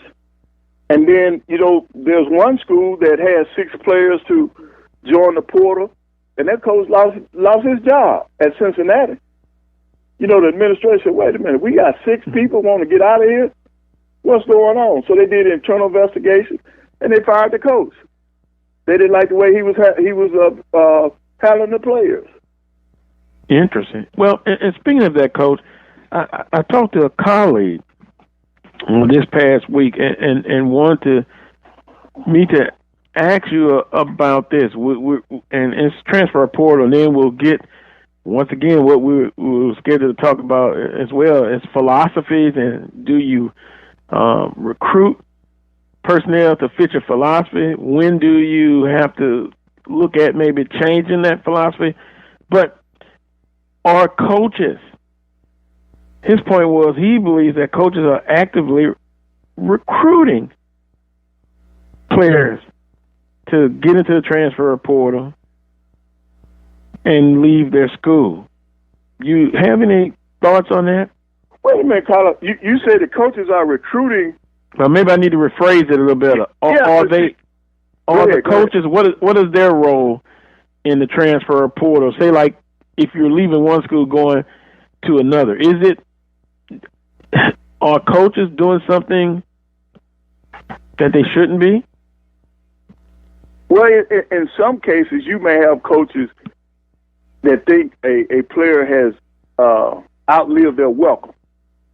And they want them to go into the portal, or they want them to transfer. All right, but what the NC2A has done, they've made it legal. Once that kid puts his name in the portal, you can recruit that kid. You can start the recruiting process. And I think that's what's going to hurt and rob some of our institutions of some of their better players. See, it's going to be hard. It's going to be hard to keep that consistency going when you got major pieces leaving your program like that. Now, when it comes to philosophy, I will look at the portal and see what player fits what I'm trying to do. In other words, can he get it done on the offensive end and turn around and give me some pressure on the defensive end? Is that kid out there at that position? When I look at my own team, see, this is the time of year, and I guess most coaches are through with this process by now. Excuse me. You have met individually with each one of your players. You've gone over this past season. You've gone over their strengths and weaknesses. You've projected the things that you think they should work on. You want to see improvement in this area. So you've had your individual breakdown with each player. You've met with your staff, and then you said, now, man, where do we go from here? All right, you put everybody up on the board. You put all 5 positions on the board. Now, we need to be solid. Where are we the weakest?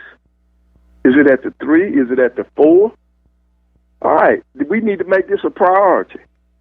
Now, are we going to get somebody with some experience at this position because we got somebody else coming? I mean, we already have somebody here. Or do we need a kid that can sit behind our 3-man that's already here, that's already getting it done?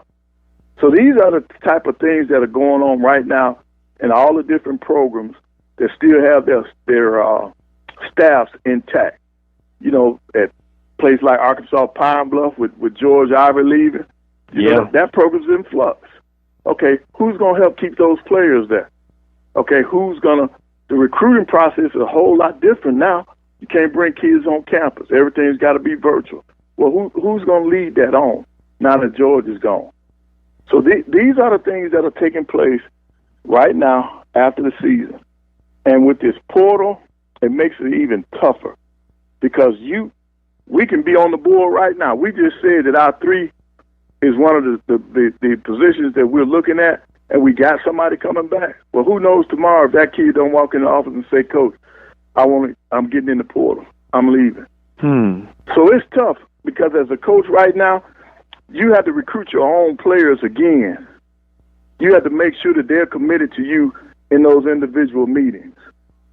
That, hey, coach, you got my word, I'll be back. Yeah. And then in our cases, that's why you need to keep them kids on campus during the summer. That's why the schools need to provide the funding so that the kids can go to summer school. So you look at it this way. You are helping those kids get closer to their degree when you pay for summer school. But when you allow the kids to go home, there's no summer school. He's not getting closer to his degree. And then as a coach, I don't have a player on campus that's being supervised to make sure that he's doing what he needs to do to get better for the upcoming season. So that's the importance of having the kids on campus, keeping them in a structured environment so that you can get the best out of them academically and athletically. And that's what we're looking at. Coach, last but not least, you had a philosophy, the ideology, with your basketball program. Mm-hmm. And you recruited personnel to fit that, correct? Correct. Okay, I just want to go straight down the line here. Is there a time where you have to become flexible or adjust your personality because you have your ideology? When does a coach have to look at maybe we need to make some adjustments without giving up what we are known to be as a program? All right, Carlos, let me say it this way. In recruiting, you go after your needs first. Right. So in other words, I need these two positions. I need a player that can come in and start at these two positions. Now, as we get into the recruiting process and we start signing kids and we cannot fill those needs, what we really need, now you go for the next best available because you got to have kids on the floor. Now, your philosophy may have to be adjusted because you don't have what you really needed and wanted. So now you got to adjust how you do things. You got to adjust to the talent that you have. Mm-hmm. In other words, if I'm been a perimeter shooting team and I did not get me a shooter, I better be trying to develop a post game. I better try to use what I got. Mm-hmm. So your philosophy has to change once you find out that you don't have all the pieces that you want. If I got my pieces, my philosophy does not change. If I do not, I have to make adjustments. All righty. You got to have them Jimmy. You got to have some Jimmys, but some Joes got to be in there to get it done. And once again, I'll give credit to because I've been tough on Coach Odoms. I'll admit that.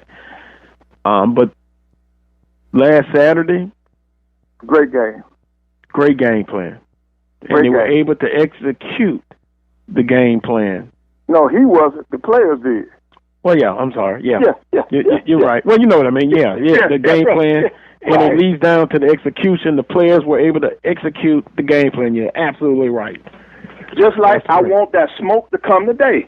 You know, we're in Jackson today. 2 o'clock. Where's the fight song for both schools? We will see at 2 o'clock today. We gonna see is it prime time or are we just going back to the early show? Is it the early show or prime time? That's all it is. Well, Matinee, there we go. That's all. Well, that's Coach, all.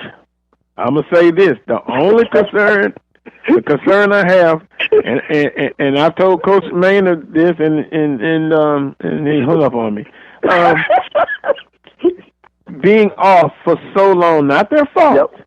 Yes, you know, the layoff, and then too, if it's the same system that probably went through Jackson first, the field conditions. It was a beautiful field, a beautiful day last Saturday. Will that come into play? But hey, Alabama A&M, as far as offensively, they're juggernaut. Right. If they can't get the glass, it's going to be a long day. Wow. If they cannot get the glass, it's going to be a long day. And so far, to me, that's been one of their downfalls. They do not have that rush. They don't have people that can get to the quarterback right now. Oh, but Derek, and I wonder who this Derek is. He said, y'all quit using that smoke. It's on hold until the fall. Copyright infringement. I'm going to pass that on to one of y'all. I think you said it first. And Derek's all We're just keeping the flame lit. How about that? There we go. Because if you heard Fred McNair on this radio show with WPRL and Charles Edmond on Thursday, Coach said, look here, we've been telling our guys that whoever wins in the spring is our mission to take it back. Wow. Well, you know what? I missed that show. I missed that show. You can go back to the YouTube channel on the network and check it out under Fred McNair. And Coach sounded so confident and laid back. You know, he the coolest coach in the conference anyway when he get to talking. And he was like, man, look here. We're going to do what we do. We're still the 6-time champion. And whoever wins in the spring, we're going to let them know you're not the man because you didn't beat the man, and Alcorn will be back in the fall. Shots will be fired. And he dropped the mic and said, Charles, you can carry on the rest of the show. I'm done. That's all right. All right. We shall see. And that game is marked out right before my birthday. What a sweet present. Wait a minute. Wasn't the game October 30th? Whenever that game will be played, I know we're going to hear about it. Well, that'll be a sweet birthday present for me if Southern can end that streak. You know, some streaks are good, some streaks are bad.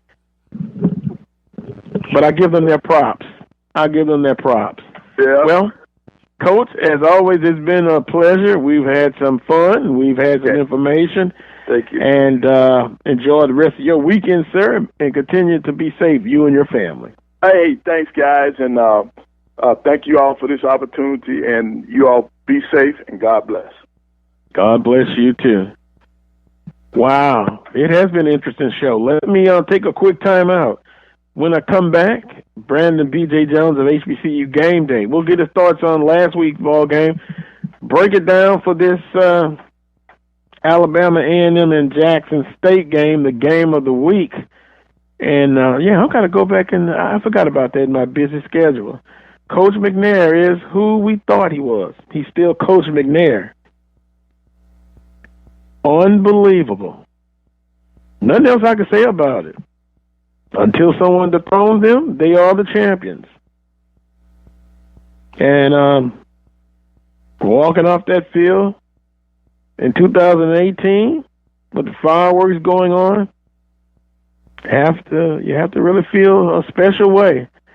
Then last year, 2019, not able to make that championship game, but watching via television, once again, a bitter ending. But at least I feel better after last Saturday, the spring edition. Look, I was going to say, go back and watch the game again. Okay, don't do that to yourself. Well, no, I'm not going to watch it anymore. Let it go, Joe. It ain't worth those it. Those two championship games. It ain't worth it, Miss Seeley. Don't go do it. Don't do it. On that note, Brandon B.J. Jones is up next. You're listening to the Carlos Brown Show. Drivers and bicyclists both have the right to be on the road and travel safely. And when we're on the road together, safety is a shared responsibility. State law requires drivers to maintain at least 3 feet of clearance when passing bicyclists. And bicyclists should always ride with the direction of traffic and follow all traffic signals. It's safer. It's courteous. It's the law. A message from the Regional Planning Commission Pedestrian and Bicycle Program. Ladies and gentlemen, in the next 7 years of bigger and bigger enrollments, America's grade schools will need nearly 250,000 extra teachers besides those to fill normal vacancies. This great need, plus the growing public interest in education and improvements in schools, make elementary school teaching a more rewarding career than ever, a career that high school and college students should certainly consider. Education holds America's future, perhaps your future. The birth of legends are storied in this conference. We must never forget our rich history. We now turn our gaze to the future. The new legends will emerge. New heroes to arise. The Southwestern Athletic Conference. Be our history. Brazos Valley Schools Credit Union has 13 different locations to better serve you. Locations in Rosenberg, Missouri City, Katy, College Station, Bryan, Brenham, and Waller, Texas. For more information, you can contact them on their toll-free number, 855-391-2149. Or you can send an email to information@bvscu.org. Serving the community through faith and athletics. The Open Mic Broadcast Network. This is Whitney Sandell with the Waller Pee Wee Football Association. Just want to let you know we have opened up our 7-on-7 spring football registration. You can go online at wallerpeeweefootball.org and register from there. It's $100 for registration, a little more for cheer, as the cheer registration will go for spring and fall. We're currently working on our schedule and what league we're going to be playing with, and looking forward to a fun-filled spring 7-on-7 league. Thanks. Did you know since 1986, the Prairie View Athletic Club has been in full support of Prairie View athletics from football to tennis? The Prairie View Athletic Club has been there in the time of need. Did you also know that the Prairie View Athletic Club is open to all of those who will be interested in supporting Prairie View athletics? Do not have to be a former student athlete. You don't even have to be a graduate of Prairie View. If you are a community member at large and you would like to support the efforts of the Prairie View Athletic Club in support of Prairie View athletics, simply call 936-857-5817 and join today. The Prairie View Athletic Club, supporting Prairie View athletics since 1986. Call for more information right now. 936-857-5817. Drivers and bicyclists both have the right to be on the road and travel safely. And when we're on the road together, safety is a shared responsibility. State law requires drivers to maintain at least 3 feet of clearance when passing bicyclists. And bicyclists should always ride with the direction of traffic and follow all traffic signals. It's safer. It's courteous. It's the law. A message from the Regional Planning Commission Pedestrian and Bicycle Program.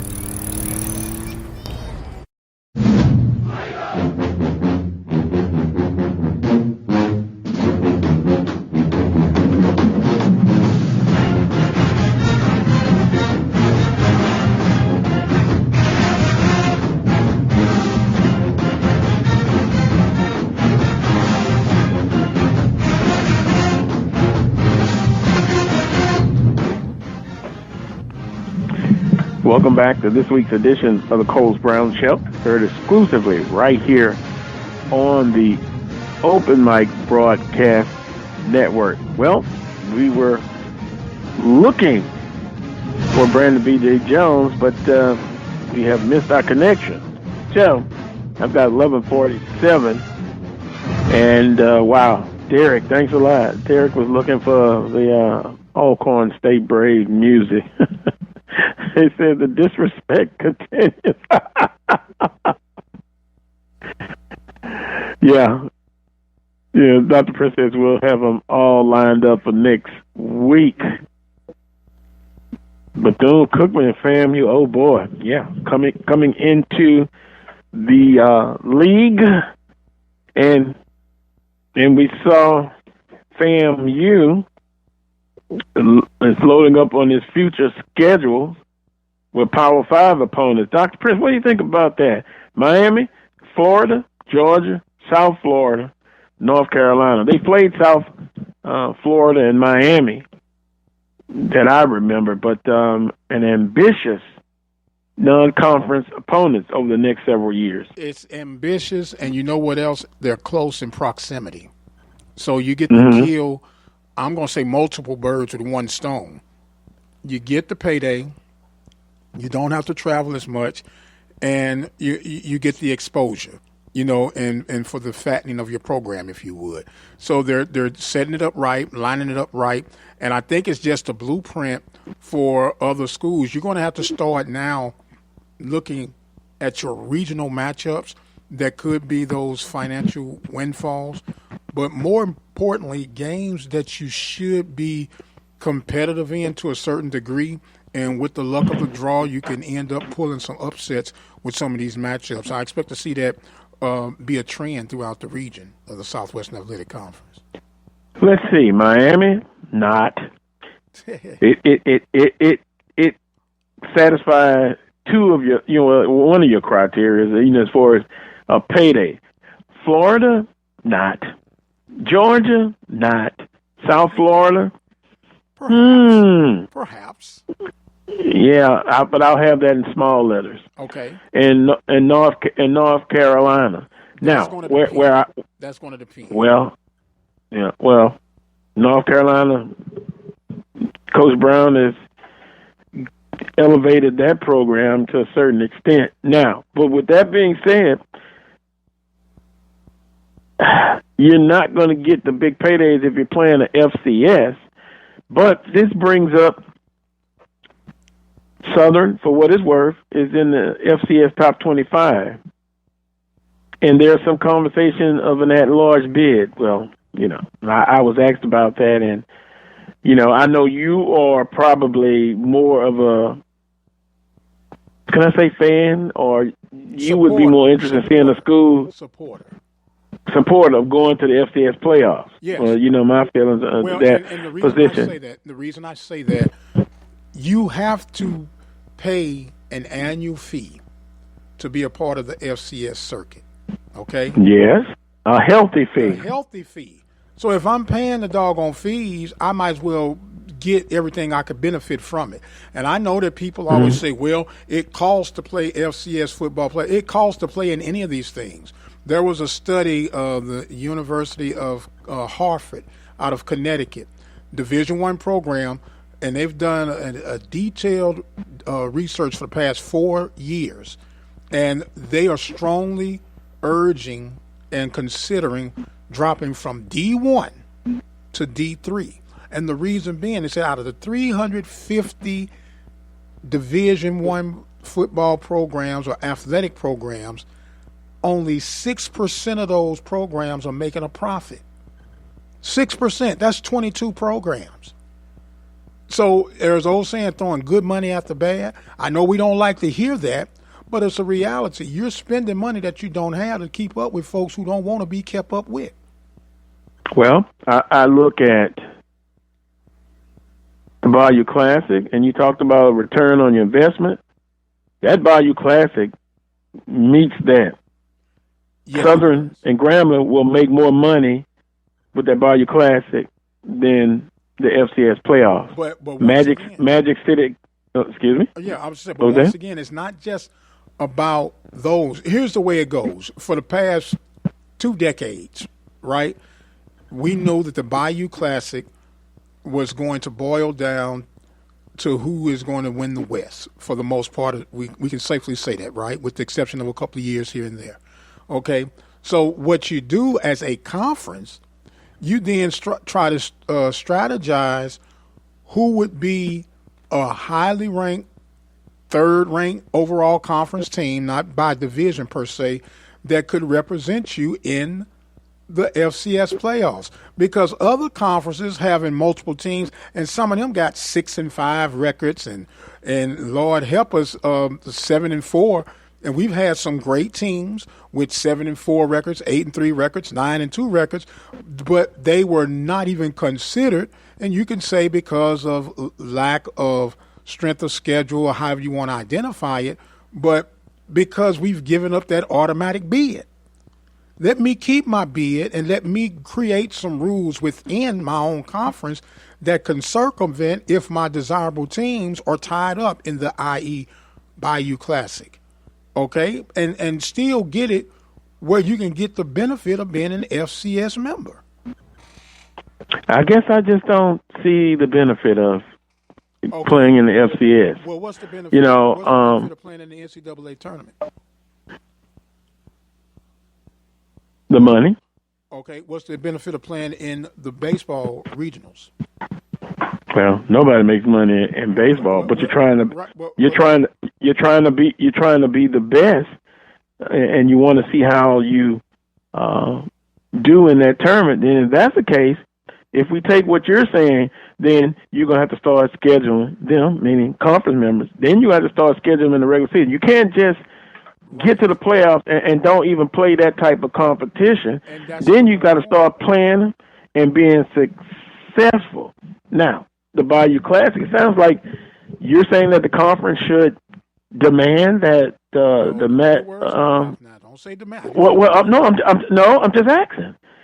How are you trying to say it needs to be a way where conference schools can participate in the FCS playoffs? Yes. In a better situation? Yes. And how? And did you just explain how? Yes, because they could do that. The ultimate prize for the SWAC and the MEAC is the Celebration Bowl. Okay, and probably by week 3 remaining in the season, who's pretty much headed where. That's when you start formulating who will be the best team amongst those that remain that could represent our conference in the FCS playoffs. Okay, and let them go from there. Yeah, you have to spend $35,000, $40,000 to go get on the road and do this, that, and the other. But you're spending money on games when you play Edward Waters or what's that, Virginia Lynchburg. You spending money like that. Ain't nobody complaining about that. So you spend the money on something that could at least get you a little bit more prestige for your institution and your conference. I just don't see it. I really don't. So then, we always talk about the student athletic experience, right? So you would deny your student athletes from competing in the FCS playoffs because you don't see it, and I'm not just saying you as a singular person, but people as a general don't see the benefit of it. They don't think it's advantageous. That's just like saying NIT or the SIT in basketball is not advantageous. You have to pay to go play those games. But they still playing them, and they still having good turnout. You still got great competition. So if we're talking about the ultimate competition level for our student athletes, why not open and turn over every stone available? I just don't believe in the competition where it leaves you broke. I really don't. What's good for your house may not be good for my house. In that case, we should not even be playing football. Because none of us are making real money. None of us.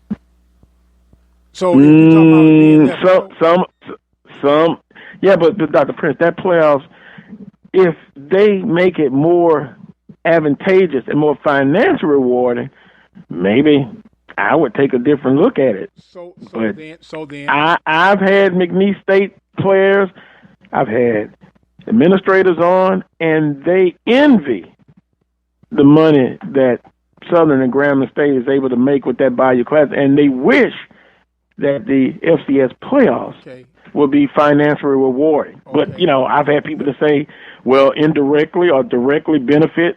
How? Well, I challenge you to just do an estimate of the profits made from athletics, and then you'll see the money that we're spending compared to the money that we're bringing in. With you saying leaving us broke, the only thing we should compete in is stuff that you don't have to pay a whole bunch of money to compete in, i.e. tennis, golf, and volleyball and things like that, and leave this other stuff alone. Just have basketball, because basketball is your proven breadwinner across the board, and 86 football. But there's a financial component to all of this, and in good conscience, and I'm going back to the Bayou Classic, even moving it, and it has been moving on some occasions. that return on their money that pays for everything, they're not Southern Grambling. They're not going to participate on a regular basis. Now this year, will they get in that large bid? I don't know. But I've just been consistent. I've never been. We're talking about one game out of a 10-game season. One game that makes their budget. One game that makes their budget, which means they're in the hole. Which means they're in the hole. All the other games. No, they're not. No, Southern's not in a hole like some other institutions. But you're not. They're not. Again, they're not going to alter that game.